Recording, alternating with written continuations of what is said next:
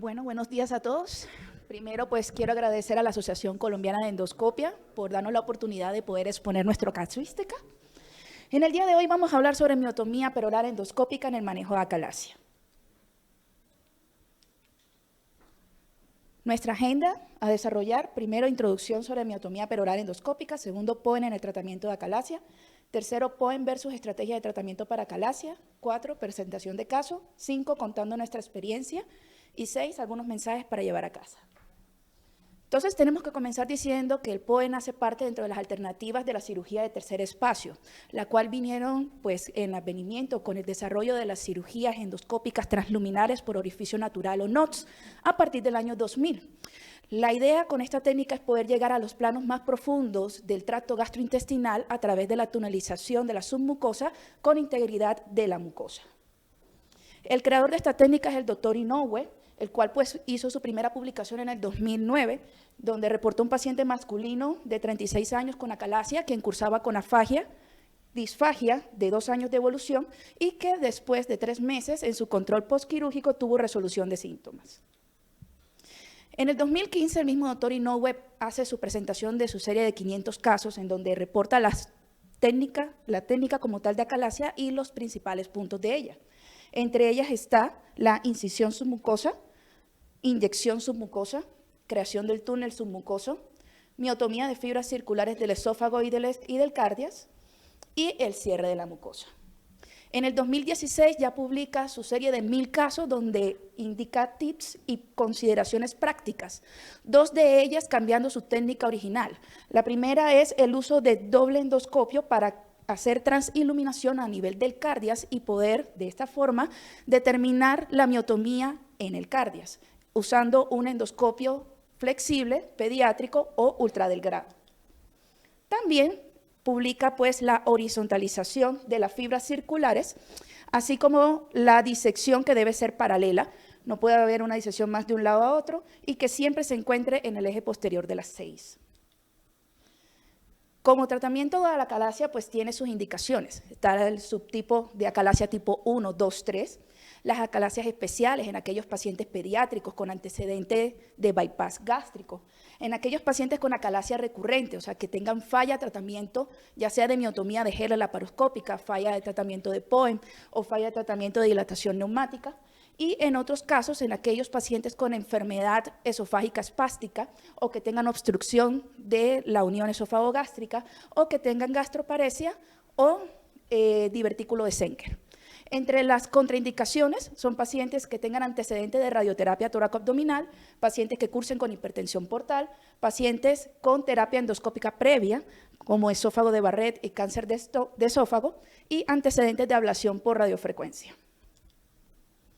Hoy en día ya vemos cómo se está promulgando esta técnica, como lo vemos en las guías de la ASGE del 2020 para el diagnóstico y manejo de la acalasia, en donde ya recomiendan el POEM y la miotomía laparoscópica por Heller como opciones de tratamiento para la acalasia tipo 1 y tipo 2, siendo de primera elección para la acalasia tipo 3.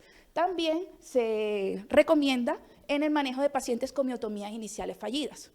También lo vemos en la guía del American College of Gastroenterology con el diagnóstico y manejo de acalasia, donde ya está dentro del esquema de tratamiento definitivo de estos pacientes para acalasia tipo 1 y tipo 2, y como terapia definitiva en primera línea para la acalasia tipo 3. Resultados del POEM publicados, pues tenemos nuestra serie de 500 casos del doctor Inoue, en donde él ya acá especifica la disminución del score de ECAR después del procedimiento del POEM, a los 2 meses, a los 2 años, incluso hasta 3 años, así como la disminución de la presión del esfínter esofágico inferior.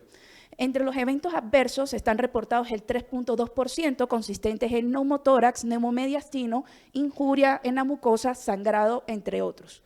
Y la efectividad estaba dada en 91% a 2 meses, 91% a 2 años y 88% a 3 años. En el mundo occidental tenemos esta publicación del doctor Stavros, quien más ha reproducido esta técnica en Estados Unidos. Él este año en la revista Digestive Endoscopy ya considera el uso de la miotomía peroral endoscópica como el nuevo gold estándar en la terapia de acalasia. y lo podemos ver en su serie de 610 casos, en donde le hace seguimiento al año, a los 2 años, incluso hasta 7 años, con un 91% de efectividad. En Latinoamérica tenemos esta publicación hecha en el 2021 en donde describen la curva de aprendizaje que debemos de tener, en donde pues con 125 pacientes tuvieron un promedio de 97 minutos de duración y consideraron y concluyeron que se necesita cerca de 61 procedimientos para dominar la técnica, tanto en efectividad como en duración del procedimiento. En Colombia tenemos esta publicación hecha por el doctor Jesús Rodríguez, en donde, pues, junto con mi profesor, el doctor Jalal, describieron 4 mujeres con acalasia tipo 2, con un puntaje de ECAR prequirúrgico de 10 y un puntaje de ECAR control a 3 meses de 2. Y para hablar sobre la aparición del reflujo gastroesofágico como complicación más frecuente después de este procedimiento, el doctor DeWitt ya publica la asociación de síntomas junto con la pHimetría en aquellos pacientes con reflujo gastroesofágico y su conclusión es que existe una pobre correlación entre los síntomas asociados de los pacientes con la exposición ácida del esófago durante el test de pH después de la realización del POEM. Entonces, como estrategia de tratamiento, sabemos que inicialmente estos pacientes se manejaban por cirugía abierta y las publicaciones van desde 1962. Con el advenimiento de la cirugía mínimamente invasiva ya empezaron a publicar las miotomías de Heller laparoscópicas a partir de 1995 y en el 2010 ya tenemos publicaciones de POEM como cirugía de tercer espacio. Entonces, entre las alternativas de tratamiento tenemos la dilatación neumática, tenemos la inyección con toxina botulínica, solo recomendada en aquellos pacientes que no sean candidatos quirúrgicos, la miotomía de Heller laparoscópica y la miotomía peroral endoscópica. Para hablar un poco sobre la dilatación neumática, tenemos como ventajas que tiene una alta tasa de efectividad a 5 años, hasta un 78%, la cual viene disminuyendo hasta 15 años hasta un 15%. También la tasa de éxito posmiotomía de Heller al inicio puede llegar hasta el 80%. Como desventaja, tenemos que resaltar que 1/3 de los pacientes generalmente requieren más dilataciones y también tiene predictores de mala evidencia, como son pacientes masculinos menores de 40 años que cursen con una gran dilatación esofágica o que tengan acalasia tipo 1 o tipo 3 y con presiones de reposo del esfínter esofágico inferior post-tratamiento mayor de 10 milímetros de mercurio. Tiene un riesgo de perforación hasta un 8%, el reflujo de novo está reportado hasta en un 33% y la esofagitis erosiva hasta en un 40%. En cuanto a la comparación con miotomía de Heller laparoscópica y POEM, esta publicación de este año hace esta relación de los metaanálisis de los últimos 5 años, en donde llama la atención cómo puede ser equiparable los eventos adversos, siendo un poco más elevados la presentación de los reflujos gastroesofágicos en POEM versus amiotomía de Heller.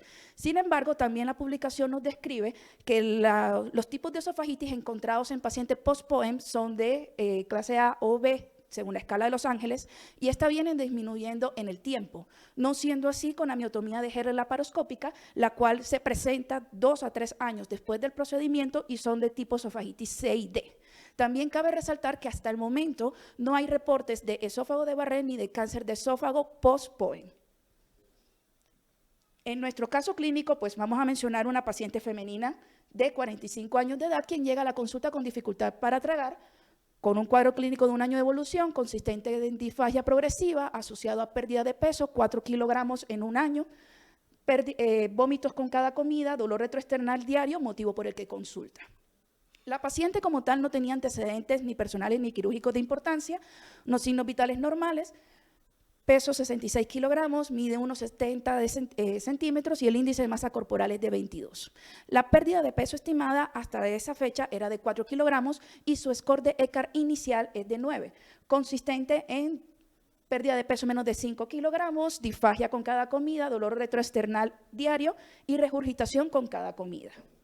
Ingresa con un esófago gastroduodenoscopia, la cual reporta un esófago con un lumen tortuoso amplio, con material líquido y salival retenido, mucosa sin lesiones y hato apretado con resistencia al paso del equipo. Resto del estudio normal, impresión diagnóstica, trastorno motor del esófago, sospecha de acalasia. Y también ingresa con una manometría esofágica de alta resolución con un IRP de 23, ausencia de peristaltismo en el 100% de las degluciones y panpresurización esofágica en el 20% de ellas, dando un diagnóstico de acalasia tipo 2. Se le realiza un esofagograma cronometrado evidenciando una dilatación del esófago con retardo del vaciamiento. Aquí la vemos al minuto con una columna de vario de 6 centímetros. A los 5 minutos prácticamente persiste con 6 centímetros e incluso llevamos hasta 30 minutos con un vaciamiento todavía retardado, haciendo una imagen sugestiva de acalasia con la clásica imagen de pico de ave. Este es nuestro caso como tal. El día en que íbamos a hacer el procedimiento encontramos abundante material de alimentos junto con múltiples placas blanquecinas en toda la extensión del esófago que impidió la realización del procedimiento. Se suspende por riesgo de broncoaspiración y manejo antimicótico intravenoso. 12 días después procedemos y ya vemos un esófago con una mucosa más apta para realizar el procedimiento y en la retroversión un cardias apretado. Procedemos a realizar la inyección en la submucosa con 10 cc de destroza en agua destilada de 50% más azul de metileno a 34 centímetros de la arcada dental hacia el eje de las 5. Procedemos a hacer la mucosotomía con triangle knife, aproximadamente de 15 milímetros, y la creación del túnel submucoso. Todo esto bajo visión directa con hemostasia. Antes de la realización de la mucosotomía se hacen los reparos anatómicos para poder hacer una disección más adecuada. Comenzamos con la miotomía cardiogástrica porque era el lugar de mayor estenosis y mayor estrechez. Después procedemos a hacer la transiluminación subcardial con el doble endoscopio y bajo visión directa pues vemos la extensión de la miotomía hacia el cardias. Fue aproximadamente 4 centímetros. Luego continuamos con la miotomía esofágica. Podemos ver unas fibras vigorosas, unas fibras engrosadas, siempre pues preservando lo que son las fibras longitudinales, solamente la disección es en fibras circulares.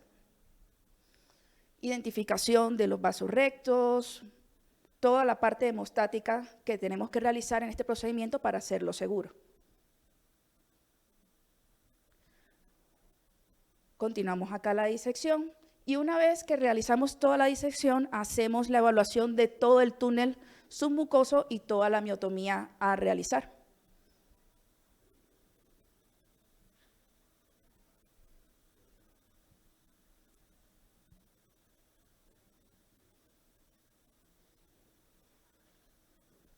Bueno.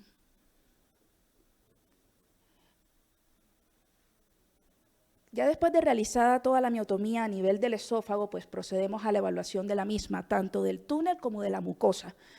A nivel del lumen del esófago no evidenciamos ni lesiones mucosas ni perforaciones, como lo podemos ver. Y el paso fácil a través del cardias del equipo endoscópico. Al final, pues hacemos el cierre con los clips, en total se gastaron 7 clips. Y en la retroflexión todavía vemos la competencia yatal, no vimos ningún desplazamiento de la misma, pero sí el paso fácil del equipo a través de ella. Se revisó toda la mucosa del esófago y al final, al día siguiente, pues procedemos a hacer un esofagograma control. En este esofagograma control podemos ver cómo el material de contraste pasa directamente hacia el estómago, no hay retardo del vaciamiento, tampoco hay fugas a nivel del lugar de la miotomía y el lugar donde se hizo el cierre con los clips, y al paciente se le dio salida a las 48 horas. Para contar nuestra experiencia, pues este es un informe preliminar que tenemos en la Clínica General del Norte de Barranquilla. Hasta el momento tenemos 43 pacientes, la mayoría de ellas mujeres, 60% mujeres, 40% hombres, una edad promedio de 53 años, con un ECAR preoperatorio de 8, en los días de estancia hospitalarias preoperatorio de 3, y en el ECAR postoperatorio de 1. Estos controles postoperatorios nosotros lo hacemos en consulta externa y con seguimiento telefónico. Tratamientos preoperatorios, la gran mayoría, el 64%, no tenían manejo preoperatorio, el 14% ya habían llegado con una dilatación neumática, 4% miotomía de Heller y 4% dilatación más miotomía.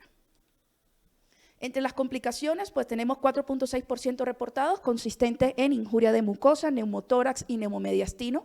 Hasta el momento la mortalidad es del 0% y la efectividad a 4 años con el seguimiento de pacientes, tanto en consulta como seguimiento telefónico, es del 95.4%. Como mensajes para llevar a casa, el POEN es una técnica factible, poco mórbida y reproducible para el tratamiento de acalasia con una efectividad superior al 90%. No requiere equipos más complejos que los utilizados en una unidad de endoscopia terapéutica. Es necesario un entrenamiento previo en terapéutica avanzada y en cirugía de tercer espacio, y el ERG como complicación más frecuente puede manejarse médicamente. Muchísimas gracias.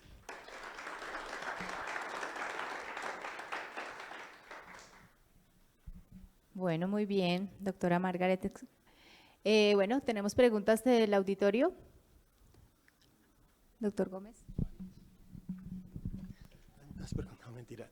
Doctora, ¿cuándo eligen ustedes hacer un POEM posterior o anterior? ¿Qué tienen en cuenta o siempre lo hacen posterior?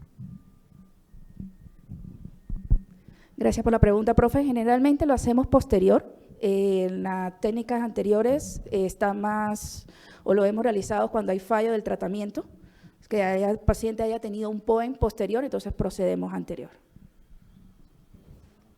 Doctora, muy buena presentación y excelente casuística.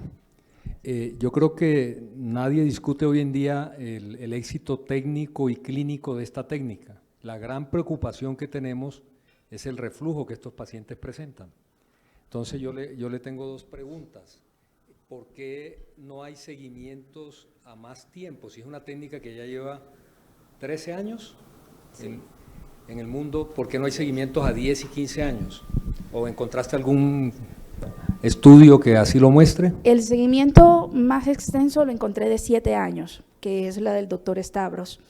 Y hace el énfasis… ¿Qué encuentra él en cuanto a esofagitis grado C o D, enfermedad por reflujo, No. y el éxito ya técnico que es, si se va perdiendo con el paso del tiempo? Sí, lo que hay descrito son dos cosas. La esofagitis encontrada es A y B, muy pocos casos con C y muy pocos casos con D. También hay modificaciones en la técnica que se están describiendo para evitar la aparición del reflujo. Entonces, esto va desde el doctor Inoue y el doctor Stavros, pero el seguimiento más es a 7 años. No encontré mayor. Bueno, felicitaciones por la presentación y por todos los casos, súper interesantes. Esta es una técnica que de todas formas pues ha evolucionado mucho, pero que todavía faltan muchas cosas por afinar y por muchas cosas por hacer, sobre todo en el manejo del reflujo, como lo comentaba el doctor Saleh. Complementando un poquito, pues digamos que lo que uno ha visto es que sí, de pronto al comienzo sí tienen un poco más de reflujo estos pacientes, pero lo que han mostrado los estudios es que después de 2 años más o menos se equipara mucho incluso con el Heller, y esa es de pronto como la discusión. La pregunta va más como a los detalles técnicos del procedimiento. ¿Usan antibióticos? ¿Qué antibióticos usan? ¿Irrigan el canal con antibióticos? Los días de hospitalización, digamos que una de las ventajas de esta técnica es disminuir el tiempo de hospitalización. Veo que el promedio de ustedes fue más o menos 3 días, digamos que en general en los estudios casi que los están en los centros de grande experiencia, pues casi que los manejan ambulatorios, y a veces los dejan un día. Entonces pues no sé qué consideraciones han tenido ustedes al respecto, qué comentarios tienen. Listo, gracias. Bueno, para empezar con el final de tu pregunta, muchos de estos pacientes están hospitalizados, o sea, por la dificultad a veces de que los pacientes los programemos, las autorizaciones. Eso lo que nosotros hacemos es que de la consulta mandamos al paciente a hospitalizar. Es como una estrategia que hemos encontrado para ir captando el paciente, porque si le mandamos de la consulta la orden del procedimiento, ese paciente se termina diluyendo y termina por ahí llegando 3 o 6 meses después. Entonces nosotros mandamos a hospitalizar y durante la estancia hospitalaria solicitamos las autorizaciones para realizar el procedimiento, entonces que es mucho más corto. Entonces esto incide más o menos en la estancia hospitalaria. Una vez le hacemos el procedimiento, le damos 24 horas, porque al día siguiente, en teoría no todos los pacientes tendríamos que hacerle un esofagrama control, pero nosotros por academia le hacemos un esofagrama control para compararlo con el previo. Le hacemos el esofagrama al siguiente día, al día siguiente le damos de alta al paciente. O sea, el paciente realmente dura 24 horas hospitalizado, y algunas veces hemos manejado algunos ambulatorios.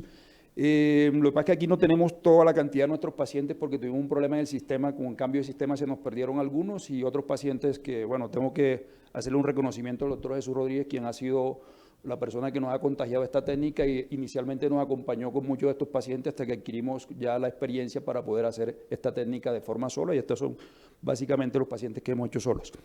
Entonces, esa es la parte. En cuanto a las consideraciones técnicas, ¿qué hacemos? Lavamos el esófago con solución salina y gentamicina, lavamos todo el esófago. Si tenemos candidiasis, como vieron este paciente, generalmente el paciente, no hacemos el paciente con una candidiasis tan severa, le damos tratamiento y como vieron en este caso, pues en 12 días, 10 días después ya el paciente estaba pues curado de la candidiasis. Después de lavar eso hacemos la mucosotomía hacia el eje de las 5, ahí inyectamos, nosotros usamos Destroza al 50% con azul de metileno nomás, inyectamos, hacemos la mucosotomía de 15 milímetros, llegamos hacia el túnel, hacia el esófago.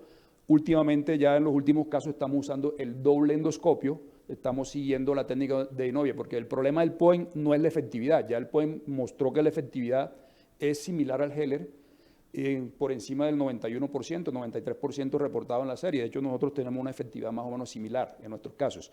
El problema del POEM hoy en día es el reflujo.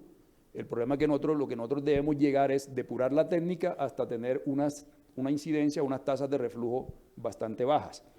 Entonces, estas medidas que hacemos, siempre vamos en la horizontal, colocamos siempre hacia el eje de las 6 las fibras circulares, que son las que vamos a cortar. Cuando llegamos al cardias, por ejemplo, ya eso es algo particular mío, yo generalmente hago primero la miotomía del cardias, porque ahí hago la trajiluminación, utilizo paso el endoscopio pediátrico al esófago, hago la trajiluminación y ya sé que estoy por debajo y que no voy a dejar fibras por cortar. Pero trato de respetar toda la parte, si ustedes ven en la trajiluminación más o menos se va abriendo así, la idea es no cortar las fibras oblicuas que van a formar el ángulo de His. Entonces me voy hacia el centro. Entonces ahí tenemos la técnica que es los vasos, tenemos los vasos perforantes. Cuando llamamos los vasos perforantes siempre debemos irnos a la derecha del vaso perforante. Si nos vamos a la izquierda del vaso perforante vamos a terminar cortando el ángulo de His y vamos a tener más riesgo de sangrado. Entonces nos vamos hacia la derecha y ahí hacemos una miotomía recta donde respetamos el ángulo de His y todas esas cosas. Y ahora lo que nos toca comprobar con esto, que probablemente va a ser una comparación, de hecho ya creo que el doctor Inoue está haciendo algún estudio parecido, que es comparar esta técnica como se hacía antes, o sea, como cuando empezaron, que no tenían en cuenta, sino que íbamos cortando, pero ahora vamos a ver cómo hacer la técnica ya con estas medidas antirreflujo, a ver si el reflujo lo vamos a disminuir o llevar por lo menos a los niveles aceptables que tiene la laparotomía endoscópica de Heller, que tiene lógicamente pues una cirugía antirreflujo. Nosotros acá en el POEM no destruimos las barreras antirreflujo, no destruimos la membrana frenoesofágica, no abrimos los pilares, simplemente pues cortamos la fibra y tratamos de respetar el ángulo de His, básicamente es por eso. Yo iba a hacer un comentario, pero me llamó la atención mucho el tema de, mi preocupación más que el tema médico es el tema administrativo. Porque claramente competir contra miotomía de Heller a los precios que se hacen las miotomías de Heller, pues termina uno haciendo casi que POEM por deporte. Entonces, la pregunta mía más que todo es, ¿cómo así que usted hospitaliza al paciente y de una vez lo mete y de una vez le pide la autorización y le dan la autorización a los 2-3 días sin preguntar mayor cosa? Sí, mira, nosotros ya tenemos el paciente en de la consulta. O sea, ya hacemos una evaluación completa, el paciente ya está estudiado con manometría, tenemos un equipo multidisciplinario, tenemos el equipo de fisiología, donde ya tenemos evaluado toda la parte del paciente. Lo único que tenemos el problema es que el paciente cuando ya nos llega, pues que muchos pacientes nos llega en afagia.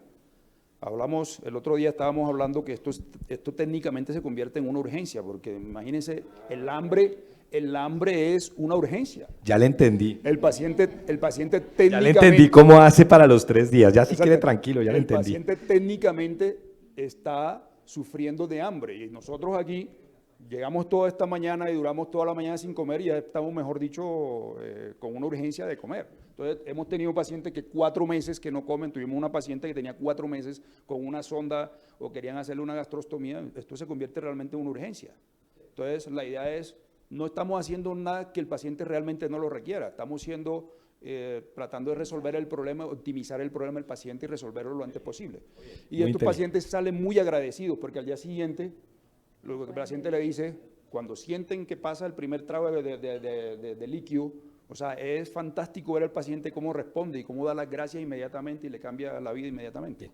Y ahora sí, pues el comentario que iba a hacer, que era que pues cuando uno revisa este tipo de cosas, es muy valioso uno siempre mirar el tema de las curvas de aprendizaje, ¿no? Entonces, cuando uno ve aquí la curva de aprendizaje que publicó Cajalé, pues está alrededor de 60 procedimientos. Y eso pues es muy similar a la curva de aprendizaje de la disección en antro, que es alrededor de 40 procedimientos. Entonces, incluso creo que si sumamos los 40 procedimientos de antro más los 60 del POEM, pues terminan siendo curvas de aprendizaje alrededor de 80, 100 procedimientos, que me parece que es un tema que siempre hay que contemplar en este tipo de reuniones, porque los videos son súper lindos, ¿no? Pero son Sí. procedimientos que probablemente no son para todo el mundo, Correcto, ni en correcto. todos los centros, ni en todos los hospitales. Correcto. Por ejemplo, nosotros tenemos ya una experiencia muy grande antes en ISD, tenemos una experiencia en mucosectomía, tenemos experiencia en Senker, ya tenemos una experiencia larga en Senker.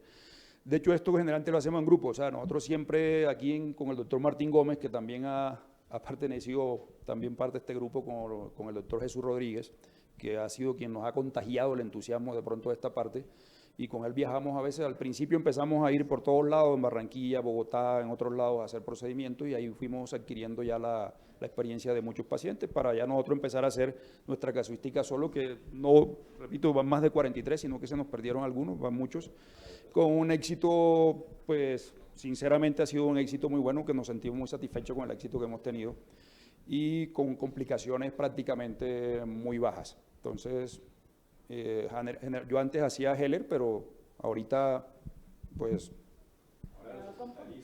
ahora estamos haciendo el POEM. Todos. Sí, unas observaciones. La cirugía del tercer espacio es procedimientos que tienen un futuro muy grande. Y estoy convencido, por ejemplo, que el Z-POEM ya reemplaza la cirugía del Senker, que cumple todos los parámetros. El único parámetro que quedaría faltando, que no es tan frecuente, es la resección del saco del divertículo. Pero de resto cumple absolutamente todo en iguales condiciones. En el POEM, que es muy interesante, yo creo que todavía falta ver la decantación real del proceso. Me explico, hay ya autores que recomiendan que los pacientes deben quedar con inhibidor de bomba permanente, por ejemplo. Sí. O sea, estamos hablando de una persona de 40 años, le vamos a dejar inhibidor de bomba. Es toda una pregunta para hacer, eso no es como tan deportivo de que ya, listo, se le deja y queda solucionado. No lo considero así.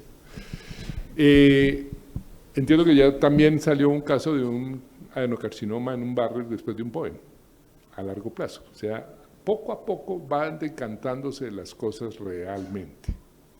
Cuando uno defiende una técnica, pues obviamente uno habla muy bien de la técnica. El doctor, por ejemplo, hablaba que nosotros no lesionamos los pilares, no dañamos los mecanismos de fijación. Personalmente, en el Heller, yo abro la membrana frenosofágica vertical. Solamente diseco la parte de la cara anterior del esófago, yo no diseco todo el esófago. La disección de todo el esófago se hacía en la cirugía abierta, que tenía uno que traerlo para poder hacer la cuestión y desbarataba todos los mecanismos de antirreflujo. Y por eso desde ahí se empezó a hacer una cirugía de antirreflujo asociada.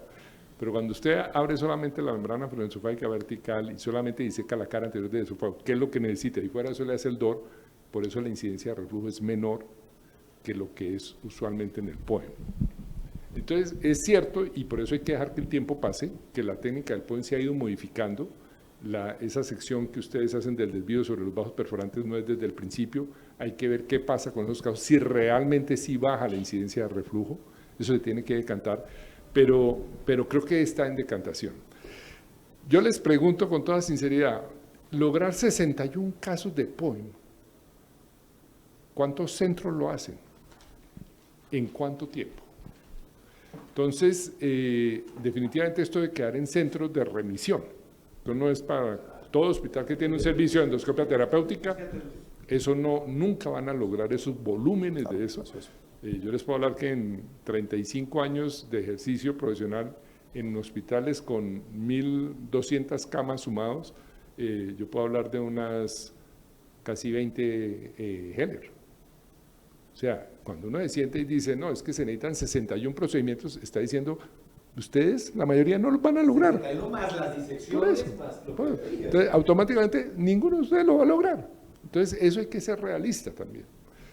Obviamente, el que hace cirugía de tercer espacio está haciendo eso, está haciendo el Senker, está haciendo hoy en día el G-Point también, el Z-Point, el G-Point. Se habla, por ejemplo, que la resección de las lesiones subepiteliales, muy bonito, sí, pero un tumor estromal de más de 2 centímetros es por una resección en bloque de la pared, oncológicamente hablando. Entonces lo meten ahí que no, que se disecan también. Entonces empezamos a sumar un poco de información, un poco de cosas que se dan como ciertas, que si uno se pone a analizar individualmente, pues no es tan cierto. ¿Sí? Entonces llamo la atención para eso. Obviamente hay que seguirlo haciendo, hay que seguir decantando la técnica. Ustedes están logrando un volumen importante, eso es muy bueno. Aquí en Bogotá hay centros con volúmenes importantes. El doctor Jesús Rodríguez, mis respetos por la forma en que ha desarrollado la cosa. Él mismo hizo una presentación en un evento hace poco y él era el que hablaba de un 50% de los pacientes con reflujo. O sea, estamos dejando una enfermedad a los pacientes. Eso hay que decantarlo también, no es tan olímpico. En la medida que se decanten las variables que han tenido, pues vamos a poder tener una certeza. Por ahora creo que tiene que seguir siendo en centros de remisión muy dedicados, con un buen seguimiento para que esto se pueda precisar mejor. Una pregunta, en el esófago sigmoideo, en el esófago sigmoideo avanzado, ¿ustedes tienen en cuenta la dilatación del esófago, el ángulo entre la porción horizontal y la vertical para poder hacer el POEM? Porque tengo entendido que en esos casos el POEM está relativamente, no le va tan bien y está relativamente contraindicado. Tanto es así que hay una clasificación, la clasificación de Lin endoscópica, que cuando hay formación de divertículos no se debe hacer el POEM. ¿Qué nos pueden, cuál ha sido su experiencia al respecto? Sí, mira este caso estaba parcialmente con un esófago sigmoideo, el que miramos ahí. Tenemos otro caso, hemos tenido casos de esófago sigmoideo, tenemos un caso que sí, que fue uno de los que falló y que tuvimos que hacer dilataciones posteriores. Era un esófago completamente, un megaesófago, un esófago sigmoideo. La dificultad es un poquitico más la dificultad técnica, porque generalmente cuando uno empieza a hacer la miotomía a veces te puedes perder. Uno se puede perder y puede terminar metido en el mediastino, en el peritoneo, puedes terminar metido en otra parte. Entonces es muy importante siempre llevar un orden de todas las fibras circulares en el horizonte, que siempre van a ser nuestro horizonte las fibras circulares. Entonces, el uso del doble endoscopio, nos ayuda a orientarnos también para cuando lleguemos al cardia y poder allá. Lógicamente, el esófago sigmoideo pues, está considerado uno de los pacientes que va a fallar. De hecho, ya tiene un índice de falla posterior, que estos pacientes probablemente ni siquiera con Heller, ni con POEM, ni con dilatación, probablemente vayan a terminar en una esofaguectomía. Pero, lógicamente, primero tratamos de darle a estos pacientes como la oportunidad de que se beneficien de una cirugía menos radical que una esofaguectomía, porque es que llevar un paciente a una esofaguectomía o un esogástrico, pues todos sabemos que es una cirugía bastante mórbida, técnicamente bastante compleja y que tampoco la hacen en todos los centros, solamente también se hace en centros especializados.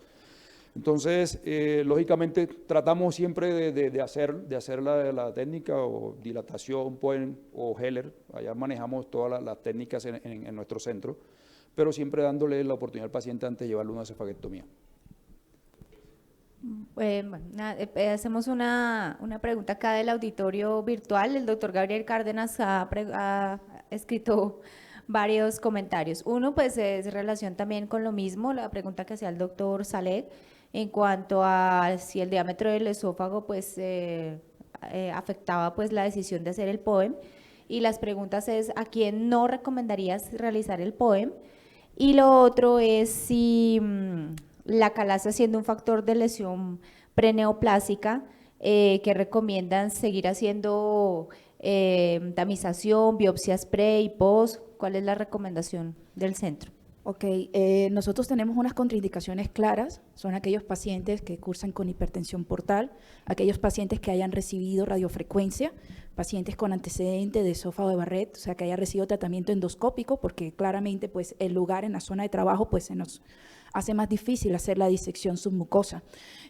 Con respecto a las lesiones de acalasia que puedan ser preneoplásticas, a estos pacientes se les hace seguimiento por consulta externa a los 3 meses, a los 6 meses y al año, haciendo de igual una endoscopia control, inicialmente hasta los 3 meses y a los 6 meses, dependiendo pues, de la clínica del paciente. Si logramos ver bajo visión directa que hay alguna lesión que sea sugestiva de lesión neoplásica, pues se toma biopsia y se sigue el estudio. Pero estos pacientes no los abandonamos prácticamente al año, o sea, se le hace un seguimiento estricto y de ahí puede seguir. Yo creo que depende del factor de riesgo. El principal factor de riesgo para hacer cáncer de esófago es el tiempo de evolución que haya tenido la enfermedad. Una enfermedad de más de 5 o 10 años, ese paciente debe quedar en vigilancia endoscópica anual de por vida. Pero una acalasia de corta duración probablemente no. Eso es lo que yo Pues nosotros estamos haciendo un seguimiento, lógicamente, porque estamos construyendo nuestra casuística y la idea es llevarla a un seguimiento largo, lo que decía el doctor, y depurar, porque tenemos que saber realmente qué vamos, en el tiempo en que vamos. De hecho, de nuestra casuística tenemos varios pacientes ya que han sido operados Heller previamente y que le hemos hecho POEM, y Heller a 4 años. Tenemos varios pacientes que han tenido Heller a los 4 años con recidiva de los síntomas de la acalasia, le hemos hecho POEM también, o sea, sabemos que ninguna técnica es infalible y que estos pacientes los vamos a llevar, la idea es llevarlos a un largo plazo para saber qué pasa, sobre todo qué pasa con el reflujo, que hoy en día es el principal problema del POEM, o qué pasa con estas cosas, como dice el doctor Landajo, todavía no hemos tenido reportes claros del cáncer, porque el cáncer, todos sabemos, puede ser que por el mismo reflujo, un esófago de Barrett, pues que el paciente lo lleva a cáncer, no necesariamente puede estar relacionado por la misma técnica o pues porque la técnica le produce el reflujo. Entonces, hay que depurar la técnica, como dice el doctor, y pues en eso estamos y con eso tenemos la mente abierta de ofrecerle al paciente lo mejor posible y hacerle un seguimiento serio y estricto para que él se beneficie y al final pues tengamos nosotros una respuesta a las nuevas generaciones de lo que hay que hacer o si esto realmente funcionó, como parece, o definitivamente tenemos que irnos a otro lado. Me disculpa, pero es que mientras estaba oyendo la presentación no pude evitar recordar que la medicina, la historia de la medicina es pendular, ¿no? Va y viene y finalmente la verdad termina estando siempre como muy en el centro.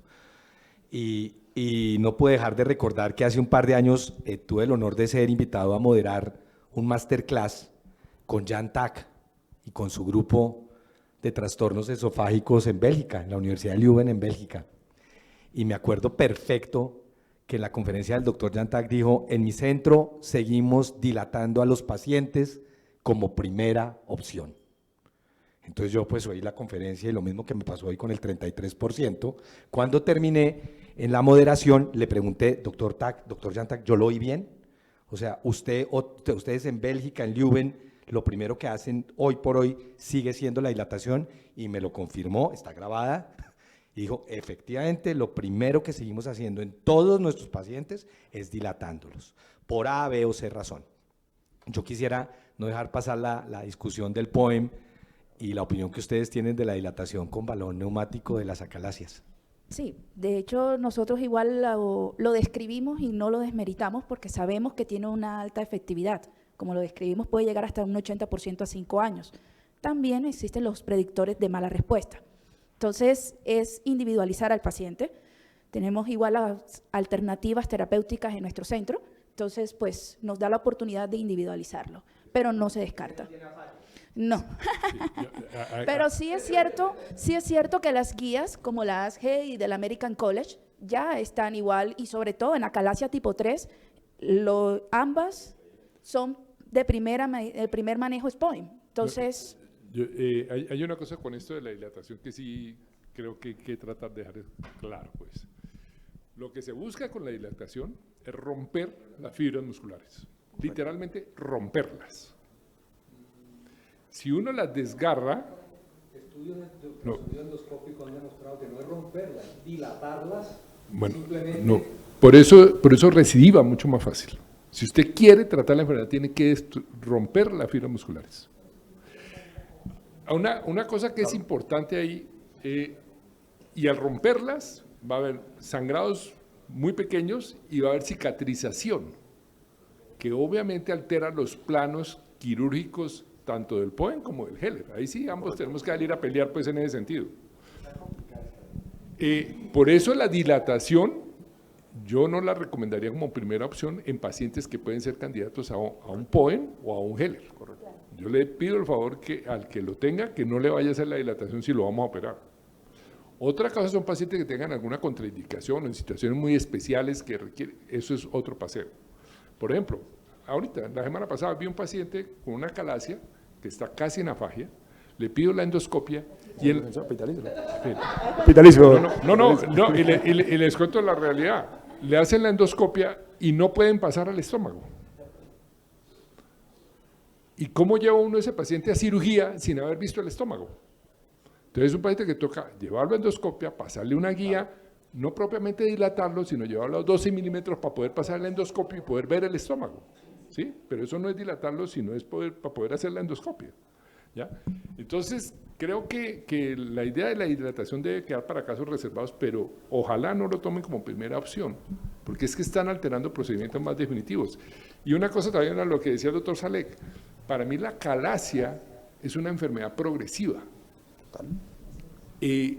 Cuando uno la opera, por la vía que le haga el procedimiento, usted está controlando la enfermedad en ese momento, pero la evolución de la enfermedad sigue. Continúa. Y por eso es que uno ve que en los años hay un porcentaje de pacientes que recaen. Entonces siempre se dice, no, es que le hicieron la miotomía incompleta, no, es que le hicieron… No, se les hizo, pero es una enfermedad progresiva. Algunos pacientes se controlan en forma definitiva y otros se controlan en forma temporal. Y eso solamente lo dice el tiempo. Ojalá en algún futuro podamos precisar quiénes sí y quiénes no. Claro. Es muy importante eso que acaba de decir el doctor Landazábal. Nosotros somos generalmente muy claros con los pacientes. Nosotros decimos, usted va a tener acalasia toda la vida. Porque ¿qué nos pasa? El paciente lo operan de un Heller, le hacen un POEN, alguien le hace una endoscopia control y al paciente le dice, no, usted tiene acalasia. Y el paciente llega ya a reclamarle a uno, doctor, es que usted me operó de acalasia y me acaban de hacer una endoscopia y yo tengo acalasia y entonces usted fue lo que me operó. Entonces uno tiene que ser claro con el paciente, con eso acaba de decir, la acalasia es incurable. Nosotros manejamos los síntomas y usted así como el hipertenso, como el diabético, todos los días que se toma su presión, pero igual va a ser hipertenso a pesar de controlar, nosotros controlamos los síntomas con la cirugía. Básicamente eso es lo que hacemos. ¿Cuál es la conducta actual en niños y adolescentes? ¿Qué se recomienda? Porque tengo entendido que el POEN no se recomienda en niños y adolescentes. De hecho, es una de las causas especiales de aquellos pacientes pediátricos. Hemos tenido también reportes, no los incluimos porque estamos solamente en adultos, pero tenemos casos reportados en pacientes pediátricos con acalasia para realizar POEN. Sí está indicado. Lo que le quería también decir, profe Landazábal, es que estos pacientes salen con educación para la alimentación. O sea, es muy importante al paciente también decirle cómo va a seguir la deglución, cómo va a seguir alimentándose. Yo creo que entre más joven el paciente, menos indicado el POEN, porque tiene toda la vida para tener la enfermedad por reflujo. Lo que decía el doctor Landazábal, ese paciente tiene que tomar IVP por vida, tiene más riesgo de esófago de Barrett y por tanto de adenocarcinoma. Tengo entendido que la recomendación actual en jóvenes y niños es no hacer POEN, es hacer Heller. Nosotros, como le estábamos indicando, la individualización del paciente. O sea, claramente si tenemos la alternativa de dilatación neumático, y en la institución no hacemos niños, pero la individualización de los pacientes. Nosotros igual sabemos que tenemos la alternativa de dilatación neumática, se utiliza en los casos que usted está diciendo. Bueno, podríamos quedarnos acá toda la mañana hablando de POEN, pero continuamos entonces con nuestro siguiente caso. Gracias, doctora Márquez, gracias.